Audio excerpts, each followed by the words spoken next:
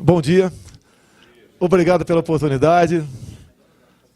Me sinto muito honrado em usar das palavras por alguns poucos minutos, me referindo aqui, me dirigindo a uma plateia tão seleta.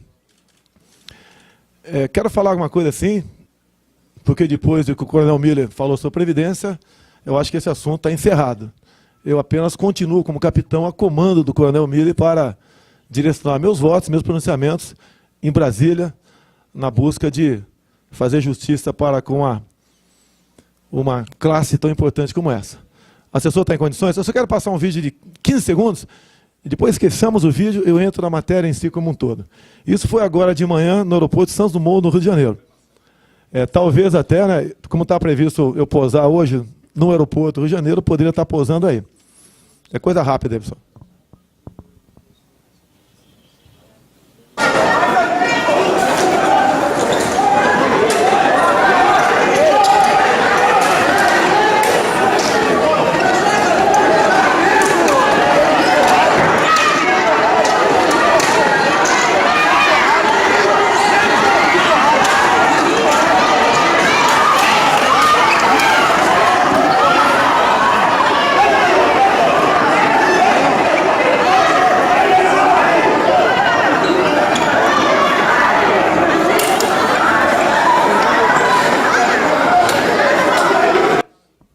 Vamos agora ao nosso bate-papo. A CUT, democraticamente, exercendo o teu direito de lutar pelos trabalhadores no Brasil. Se permite, uma palavra foi franqueada, né? Não recebi uma pauta, então eu vou na minha. O que eu quero dizer para os senhores? O meu PO é de capitão. A minha turma são generais de exército. Mas eu estou num contexto que permite formular, não teoria do absurdo, mas pensar em política estratégica. E a primeira pergunta, o Brasil tem política estratégica? Tem funcionários, mas eles estão a serviço do Estado ou o governo hora de plantão? Bem, vamos lá. Muita coisa aconteceu nos últimos dias. Primeiro foi o mais importante, o Palocci dizendo para o juiz Moro que teria nomes, endereços, para que colaborasse, então, para ir mais fundo ainda na questão de desvendar tudo no tocante à corrupção no nosso Brasil. Mas ele não é um cara qualquer.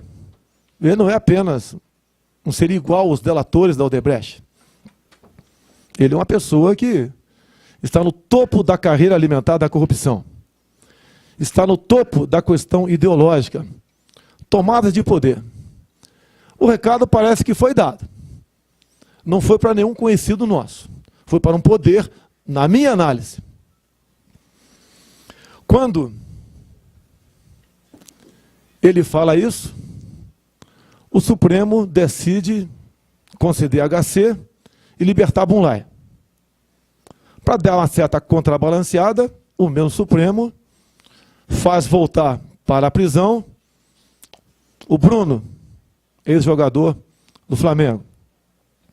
Ato contínuo, via HC, liberta Genu, ex-tesoureiro do meu ex-partido. Não é um cara qualquer, apenas um arrecadador. 32 nomes do meu ex-partido estão dentro do Supremo. Bem, para contrabalancear, TJ do Rio faz voltar para Bangu a esposa do governador. Prosseguindo um pouco mais, longe de uma teoria da conspiração. O Supremo já tem dado dicas, né, nos últimos dias, que visando dar uma nova interpretação do foro privilegiado. Bem, o nosso querido Senado Federal, por unanimidade, resolve aprovar uma PEC, botando um ponto final nisso. Apenas meia dúzia teriam foro privilegiado. Bem, continuemos um pouco mais. O que falta para o checkmate na Lava Jato? Que o nosso querido Supremo Tribunal Federal reinterprete decisão anterior de levar para a cadeia possíveis condenados em segunda instância. Checkmate. É o retrato, na minha análise, do que está acontecendo. Daí a gente volta para a BIM. Inteligência estratégica. Está nas mãos de quem no momento? Vocês sabemos quem é o presidente e o partido dele. Sabemos das tratativas, inclusive uma explícita do ex-ministro das Relações Exteriores, que voltou para o Senado agora, dizendo que interessa um acordo com o PT e com o PMDB. Todos juntos buscando a governabilidade. Jornalistas como Reinaldo Azevedo escancaram a sua defesa de corruptos de partidos ao qual ele sempre apoiou. Um jornalista que vinha muito bem até há pouco tempo simplesmente degringolou. Então, a governabilidade, pela cúpula dos poderes, parece que passa pela continuidade do que está aí. Não é à toa que a gente cresce do nada. Quem sou eu numa política estratégica do Brasil? Não sou ninguém. E os senhores assistem um trabalho enorme de grande parte da mídia para me desacreditar. Não tenho obsessão pelo poder. Pode isso ser uma missão. Bem, vamos aprofundar um pouco mais. Um presidente pode muito, mas não pode tudo. Alguns falam num gestor para o futuro. Ora, analise o perfil do gestor. O que nós precisamos é alguém na presidência, que pode ser qualquer um dos senhores, que realmente busque, com políticas, levar o Brasil ao lugar que ele merece no mundo. Nós temos hoje um ministro da Defesa que simplesmente é desarmamentista. É o fim da picada. Os anteriores, como o Aldo Ribeiro do PCdoB, era da mesma linha. Um dos seus hobbies era curtir carnavais em Cuba. Talvez no bloco, me desculpe se isso não pode soar bem, pelo respeito que eu tenho, mas desfilar no bloco das damas de branco de Cuba. Vamos lá. Quando se fala em política estratégica, a gente vai no livro do Mujica, ex-presidente do Uruguai, fazia parte do Foro de São Paulo, onde, num primeiro momento, oficialmente, integrava também as Farc. No livro dele, ele diz claramente que Dilma Rousseff, ao lado da BIM e das inteligências cubana e venezuelana, tomava decisões de Estado. Seria a mesma coisa que Israel tomar decisões de Estado ao lado do Hamas. Vamos à frente. Agora dei uma de capitão. Entrei com o REC-Info, Requerimento de Informações, junto ao Ministério da Defesa, buscando saber, nos últimos 5 anos, o tráfego de aeronaves da Força Aérea entre os países Brasil, Uruguai, Venezuela e Cuba. A resposta vem. Eu tomo conhecimento do espelho da mesma. Eu terei que ir na primeira secretaria para tomar conhecimento e vem carimbada como confidencial. Não fui tomar conhecimento. Porque se eu abro o envelope lacrado, qualquer coisa porventura vazasse, e essa imprensa que me adora ia dar maior força para que eu fosse para o Conselho de Ética. Gostaria de pedir o apoio da imprensa, junto com a Lei de Informações, que nós consigamos abrir isso e mostrar para o povo brasileiro, para todos nós, o que essas aeronaves faziam nesse percurso com pessoas cujo semblante, passado por colegas meus de outra força, sem querer discriminar ninguém, mas que não eram brasileiros, com pessoas que levavam volumes para fora do Brasil, que não justificava ele ficar 3 dias lá fora e voltar. Ou então ia vazio e voltava também com volumes que não justificavam, porque lá não tinha o que comprar, não tinha um shopping para o cara fazer compra e trazer presentinho para cá. Me surpreende, notícia dessa semana, o nosso presidente Michel Temer, a decisão é do Ministério da Justiça, mas ele é o presidente, é igual a nós. O comandante é o responsável. por tudo que acontece e deixa de acontecer. Ele simplesmente dá direito aos prefeitos buscar junto a OPAS a contratação de cubanos. Vale a pena o registro aqui. Um colega, 3 anos aproximadamente atrás, me traz a informação que o Exército pegou um capitão cubano no Ibirapuera, uma base logística do Exército. Então, desconfiaram, tomaram as providências e descobriram que aquele cidadão não era médico, era um capitão. E, logicamente, como é que foram em cima dele? Né? Bastante suave, não podia ser diferente. A maneira como ele se comportava e arrumava sua cama todo dia, mania de militar. Bem, quando isso acontece, a autoridade militar do Exército lá, via RPI, mandou para cima essa informação. O que eu pude fazer? Não conseguindo me satisfazer com as informações que tive no meu círculo de amizade, fui para a tribuna. A revista Veja veio para cima de mim. Queria o acesso ao RPI caso eu tivesse. Eu simplesmente devolvi. Procure a defesa, ministro Jacques Wagner. Houve um ping-pong. A Veja quis dar um checkmate em mim e eu dei neles. Ora, o ministro tem que responder 2 respostas. É mentira do deputado. Eu posso sacar a RPI. Daí cai do cavalo o ministro. Ou é verdade? Qual a providência que o ministro tomou? Se tem ou não RPI, eu estou aguardando a resposta da defesa. O Brasil, vocês viram agora há pouco aqui, está sendo um fiasco essa tal greve, famosa greve. 20 pessoas pararam a ponte Rio-Niterói. Algumas poucas dezenas pararam também. Vias de acesso em São Paulo. Com toda certeza, são poucas pessoas parando também a rodovia que liga aqui Goiânia a Curitiba. Mas, Brasília, é que eu estou com o Lula na cabeça aí.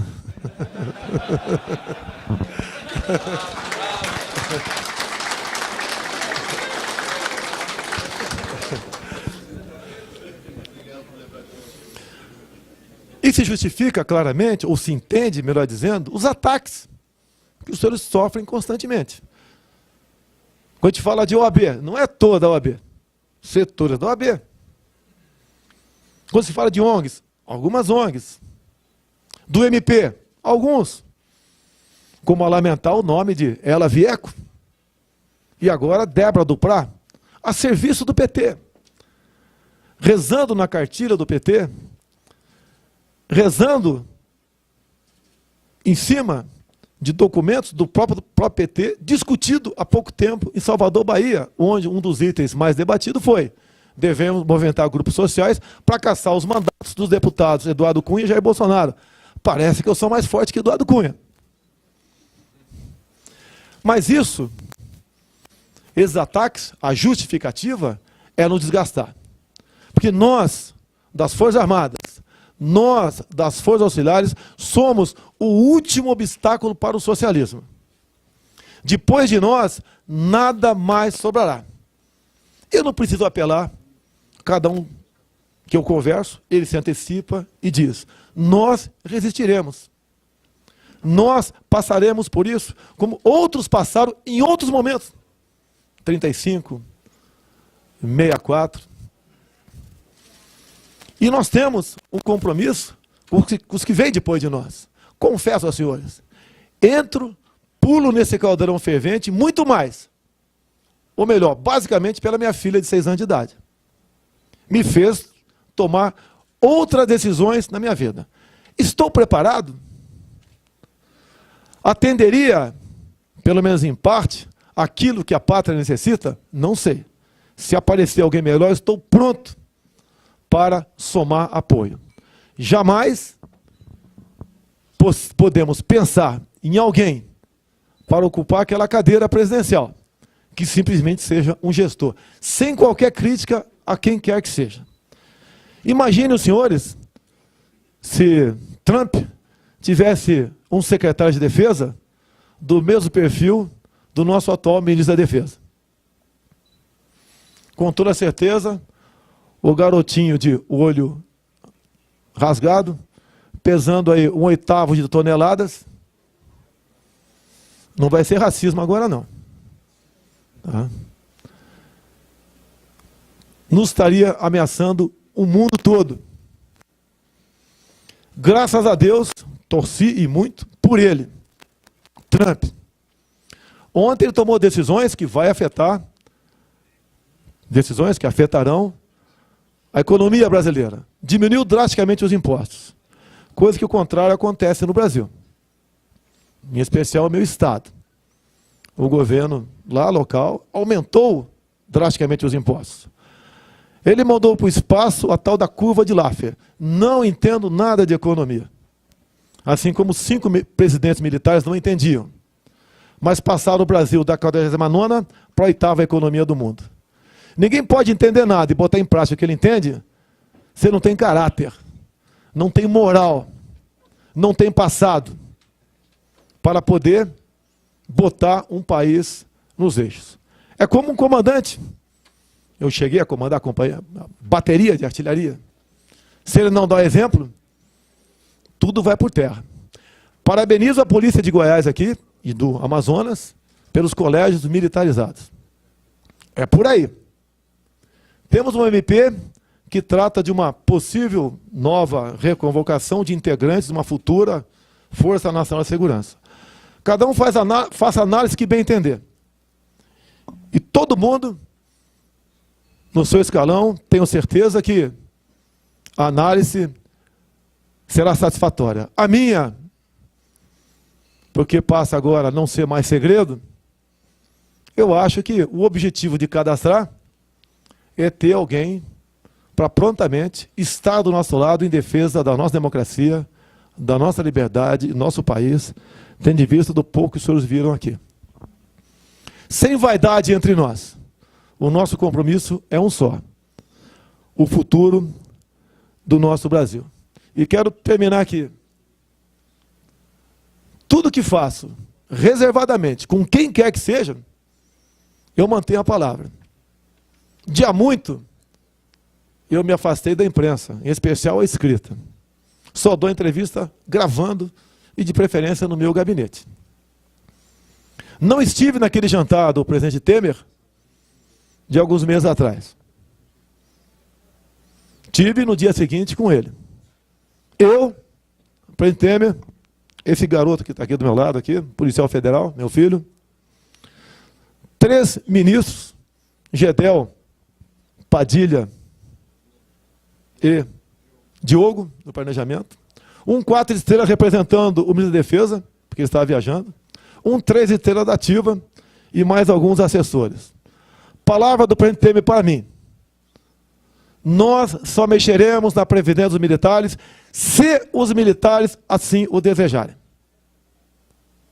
O objetivo de nos colocar, prezado Miller, na PEC, no meu entender, faz parte da divisão. Abriu brecha para Miller Leitão bater duramente em nós, quando buscavam sair de lá. É colocar a sociedade contra nós. Estudos do então ENFA diz que ao longo de 30 anos, o militar das Forças Armadas, na verdade, trabalha por 45. Não queremos todos os direitos trabalhistas previstos no artigo 7º da nossa Constituição. O último seria o direito à greve. Nenhum de nós, eu, não apoio uma proposta nesse sentido. Mas o objetivo maior é continuar o desgaste. Porque, sem querer ser repetitivo, nós somos o último obstáculo para o socialismo. Eles não estão mortos. Tudo pode acontecer após o dia 10. Não é à toa, como disse, temos aqui 12 mil cubanos. Não à toa, lamentavelmente, o presidente da República, que é o chefe supremo das Forças Armadas, permite que cada município faça o que bem entender em chamando mais ou menos cubanos. fantasiados de médicos. Se tivesse que tomar uma decisão, A ou B, não tem terceira alternativa, entre cubanos no Brasil e bolivianos, ou melhor, e brasileiros formados médicos na Bolívia, eu acho que todos nós optaríamos pela alternativa B. E mais ainda, a gente fala quando a gente quer evitar que alguém chegue a algum lugar, vamos cortar-lhe a gasolina. O governo do PMDB não cortou a gasolina do PT. E nessas viagens, carimbada como confidencial no REC Info que recebi, o Brasil continua mandando por ano para Cuba 1 bilhão e 300 milhões de reais. Nós estamos financiando a ditadura cubana e com toda certeza, pelo direito constitucional que eu tenho de revelar e sem ter que dizer qual é a fonte, parte desse dinheiro vem para cá. Eles estão aferrados no terreno. Utilizam as reformas propostas pelo governo, como essa última, que eu votei favorável. Afinal de contas, não votamos nenhuma PEC. Em consequência, nenhum artigo foi suprimido dos incisos do artigo 7º que fala dos direitos trabalhistas. Com a decisão de Trump de diminuir impostos, teremos sim uma entrada com mais facilidade de mercadoria fabricada lá aqui. Bem como quem for em viagem terá também muito mais interesse em trazer algo de lá. Agora, nós temos que nos preocupar conosco mesmo. Teria muito a falar, teria muitas informações estratégicas para trazer aos senhores. Afinal de contas, eu sou aquele velho sargento que está há 30 anos no quartel, sabe tudo o que acontece lá dentro. Mesmo, de vez em quando, confesso que sou surpreendido. Mas, como um todo, temos informações nesse sentido e compartilho. Não tenho obsessão pelo poder. Entendo, se assim acontecer, seja uma missão de Deus. A cruz é mais do que pesada, mas Ele não nos dá nada que não possamos carregar. Juntos, nós podemos sonhar com um Brasil melhor. E peço a Deus que não tenha sangue nesse caminho pela intolerância do outro lado que, por ironia, nos acusa de intolerância. Muito obrigado a todos e Deus ajude as nossas polícias e bombeiros militares.